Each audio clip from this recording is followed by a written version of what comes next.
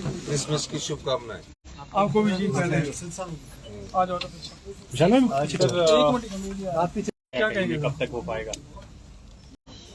स्वस्थ तो क्वारंटाइन के समय बिताकर हुए थे। एक हफ्ते से मैं दिल्ली के हिमाचल सदर में पूरा अपना टाइम व्यतीत कर रहा था। पिछले कल मेरा कोरोना प्रोटोकॉल का जो समय था वो खत्म हुआ और मुझे जिसे जो मिलने की कर्टसी कॉल थी वो भी नहीं हो पाई और फिर मुझे क्वारंटाइन होना पड़ा और कल मेरे समय खत्म हुआ। सर, जिस तरह से सरकार ने पिछले 6 महीने के कामों को रिव्यू किया है, उसके बाद से बीजेपी काफी आक्रामक है। आज विपक्ष के नेता चुन लिए गए हैं जयराम जी, और राज्यपाल को भी एक ज्ञापन सौंपा है। मांग की गई है कि फिर से इनको बहाल किया जाए। बड़ा आंदोलन की भी चेतावनी दे रहे हैं। इसको लेकर क्या कहेंगे? इस पिछली जो सरकार थी जयराम जी की, उसकी विडंबना देखिए। 4.5 साल तक ऑफिस खोलना, कहाँ खोलना, प्राइमरी हेल्थ सेंटर खोलना, कहाँ खोलना, इस बारे में सोचा ही नहीं। और जब चुनावों का वक्त आया तो 590 संस्थान खोल दिए। इतने संस्थान जितने भी प्रदेश के पिछले मुख्यमंत्री रहे हैं उन्होंने भी नहीं खोले। और संस्थान कैसे खुले? प्राइमरी हेल्थ सेंटर पीएन के द्वारा चलाए जा रहे थे। किसके द्वारा? पीएन के द्वारा चलाए जा रहे थे।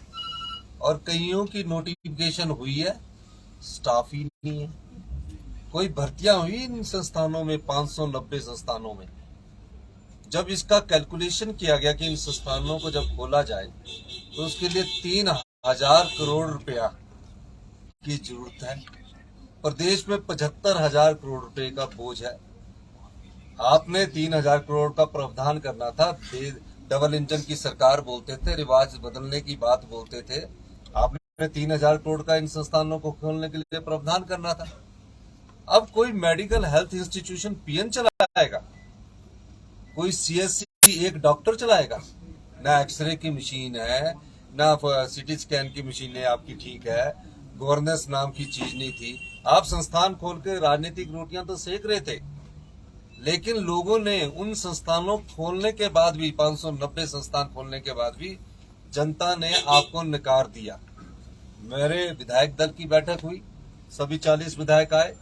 5 विधायकों की कमेटी बनी। हर्षवर्धन चौहान जी, संजय रतन जी, मोहनलाल ब्राक्टा जी, भवानी पठानिया जी और एक और विधायक थे। 5 की विधायक सबने स्टडी किया, रिपोर्ट्स मंगाई। कितने प्राइमरी हेल्थ सेंटर में? तो 30 और 25-30 हेल्थ सेंटर में कोई पीएन भी नहीं है। बाकी में कुछ जगह पीएन तो रखे इन्होंने। अब ठाकुर जयराम जी को अपने विधानसभा क्षेत्र में संस्थान खोलने थे, अच्छी बात थी। लास्ट के दिनों में खोलने की क्या जरूरत थी? आप वहां डॉक्टर भी लगाते, नर्स भी लगाते, कंपाउंडर भी लगाते, कोई नहीं लगाया। और अब जो एसडीएम कार्यालय खोले उनकी नोटिफिकेशन हुई, एसडीएम तक नहीं बिठाया। अब इन लोगों से ये पूछा जाना चाहिए जो सत्ता में थे कि 590 संस्थान आपने खोले हैं, ये गुनाह किया है हिमाचल की जनता पर? इन्होंने हिमाचल की जनता पर 3,000 करोड़ रुपए का बोझ डालने का कार्य किया है इन लोगों ने।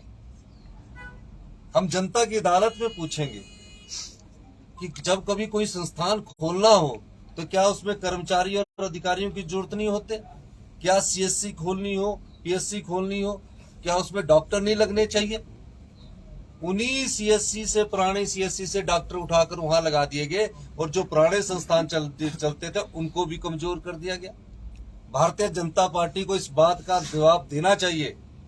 आंदोलन करने से पहले आंदोलन करिए, लोगों को ये जवाब दीजिए कि 590 संस्थान जो आपने खोले उसके लिए 3,000 करोड़ रुपए का आपने डबल इंजन की सरकार से 4.5 साल पहले क्यों प्रावधान नहीं किया गया?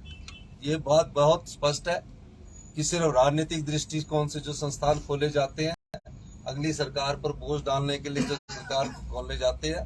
हमने इसीलिए कहा है, हम सत्ता के लिए नहीं आए हैं, हम व्यवस्था परिवर्तन के लिए आए हैं। हम उन संस्थानों को भी खोलेंगे, लेकिन पहले उसमें कर्मचारियों का सिलेक्शन करेंगे, नियुक्ति करेंगे और उसके बाद आगे की बात करेंगे। एक बड़ी बात कह रहे हैं कि असंवैधानिक है, गैर कानूनी है, हम कोर्ट का रास्ता अपनाएंगे। आपको बिल्कुल अपनाना चाहिए। हम तो चाहते हैं जल्दी कोर्ट जाए ताकि कोर्ट में हम बता सके ये नोटिफिकेशन है, कौन सा कर्मचारी की नियुक्ति कब हुई, कब सिलेक्शन हुई। एक भी इंटरव्यू तो इनसे होते नहीं है। अगर इन संस्थानों को खोलने के लिए आप तो सब पत्रकार बंधु है, जितने रिजल्ट एसएसबी में फंसे हुए हैं, कोई रिजल्ट इनका पिछले 5 साल में नहीं आया, कोई इन्होंने नियुक्तियां नहीं की, तो संस्थान खोलने के लिए स्टाफ कहाँ था ये मुझे बताना चाहिए उन्हें। और आप करिए, हाई कोर्ट में जाइए। हाई कोर्ट में हम जनता की अदालत, हम तो खुद जनता की अदालत में जाना चाह रहे हैं, बताना चाह रहे हैं कि कितना बड़ा धोखा आपने हिमाचल की जनता के साथ किया, अपने विधानसभा क्षेत्र के लोगों के साथ किया। संस्थान खोल दिए, कर्मचारी है ही नहीं, पैसा है ही नहीं, बजट में आपत्तियां हुई है। एक बड़ी बात उन्होंने कही है कि सही मुहूर्त में शपथ समारोह नहीं हो पाया सरकार का और मंत्रिमंडल का गठन नहीं हो पाया है, तो ऐसे में अगर मिशन लोटस होता है तो उसके लिए भाजपा जिम्मेदार नहीं होगी। देखिए, जनता की भावनाएं और प्यार ही सही मुहूर्त होता है। जब जनता ने चुनाव करके भेज दिया तो सबसे सही मुहूर्त क्या होता है, जो जनता की भावनाएं हैं। रिज पर जो जन सैलाब उमड़ा, भगवान भी उसमें आशीर्वाद देता है, ये तो सही मुहूर्त है। और हमने तो पिछले 20 दिन से, मैं तो खुद 7 दिन से क्वारंटाइन में, सारे विधायक घूम रहे। हिमाचल में कोई ऑपरेशन लोटस न चल नहीं पाएगा, न चल सकता है। हिमाचल में सिर्फ काम वाले और सेवा भाव वाला लोटस चलेगा कि हम सब लोग काम और सेवा भाव से काम करें। का एक बड़ा खुलासा हुआ है। दो बातें बोली कि जो मंत्रिमंडल के फैसले होते हैं वो मंत्रिमंडल ही निरस्त कर सकता है, और दूसरा भी विधायकों ने शपथ नहीं ली है, तो कमेटी जो बनी है वो किस तरह से 4.5 साल से 5 साल हमारे जयराम ठाकुर जी मुख्यमंत्री रहे हैं। मुख्यमंत्री जी ने अगर ऑर्डर किया वो मंत्रिमंडल की बैठक में आएंगे, ये उन्हें जानकारी मुझसे ज्यादा होगी। और आप लोगों को भी बता देना चाहता हूँ, अगर मुख्यमंत्री फैसला लेता है उसको जो मोहर मंत्रिमंडल में लगती है। विधायकों ने सिर्फ अनुमोदन किया, मेरे सामने लाया। सर सेशन कब तक हो जाएगा और मंत्रिमंडल विस्तार कब तक उम्मीद करें? मंत्रिमंडल विस्तार भी करेंगे और सेशन भी करेंगे, आपका सहयोग भी लेंगे। आपको क्रिसमस की बहुत सर भाजपा ने एक और बात की है, मामला है उसको लेकर उन्होंने कहा कि जब हमारे समय में पेपर लीक हुए थे तो हमने सीबीआई को दिया था, और क्या नई सरकार भी इस पूरी जांच के बाद सीबीआई को देगी? ये नहीं कि सरकार का पाया हुआ स्यापा है, ये मेरा नहीं है। ये स्यापा ही नहीं कि सरकार का पाया हुआ। कैसे? मैंने मुख्यमंत्री बनने के बाद कुछ पुलिस अधिकारियों को बुलाया और कहा, जब भी पेपर हो उस समय ये पेपर लीक गिरोह एक्टिव होगा। मैं ये आपको जानकारी देना चाहता हूं। 25 तारीख को जो जूनियर ऑफिस असिस्टेंट का पेपर था और वो ट्रैक में आ गए, और जो उनका टाउट था वो कह रहा है कि मैं भी इसी प्रकार नौकरी लगा हूं। मैंने नहीं कहा, उसने कहा। तो बीजेपी की जो जयराम ठाकुर की सरकार पिछले 4 साल 5 साल से थी, उसमें ये धंधा चल रहा था। धंधा पकड़ में तब आया जब पुलिस भर्ती मामला हुआ और सिलेक्शन के बाद उस पे उसका भांडाफोड़ हुआ। इन्होंने तब वो बोला इसको कैंसिल किया। हमने तो पकड़ लिया पेपर होने से पहले।